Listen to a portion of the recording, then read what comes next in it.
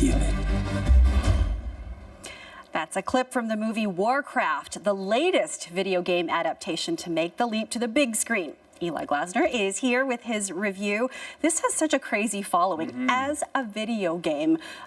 What should we prepare for? Yeah, but for those who don't really know. Right, so how to prepare for Warcraft. So imagine a medieval world illustrated with the subtlety of an Iron Maiden album cover. Okay. And then add to that like an all-night Dungeons and Dragons campaign. You've got orcs, you've got flying beasts, noble knights. There you go. Now we're in the world of Warcraft. Was a game. Duncan Jones, the director, loved the game. Here we go. It's orcs versus humans, folks. Orcs are these massive, primitive, Hulk-like humanoid warriors. They have fearsome faces, pointy tusks, really nice ponytails, but there's no time to braid their hair because the evil warlock is sending them to conquer the realm of Azeroth. Now, what's Azeroth? Well, that's kind of where all the leftovers from Lord of the Rings live. A bunch of knights and a king and a queen.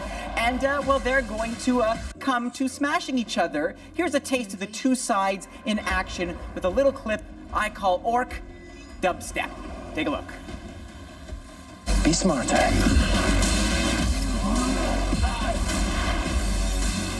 This war will destroy us all, but together, we might stand a chance.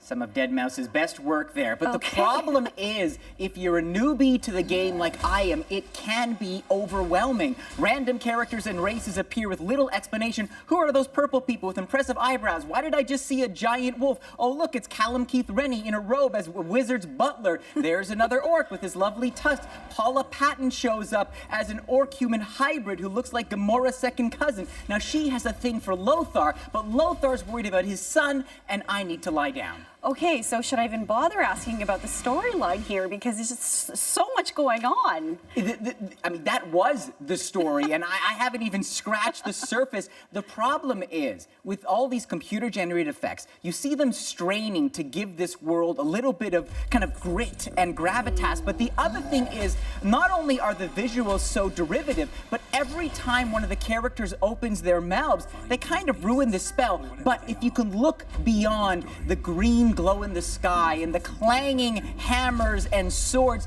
there are moments where I can see the director waging his own battle for something grander, like this moment as two orcs sit on a hill and talk about the good old days.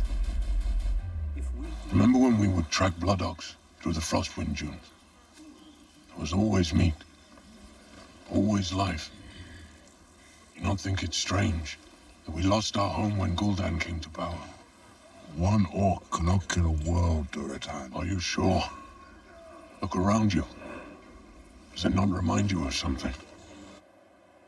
First orc you heard there was Durotan. He's the one who doesn't necessarily want to fight the humans. And so, in amidst the chaos, there is this story about fathers and sons and sacrifice and loss. And Duncan Jones just lost his father, David Bowie.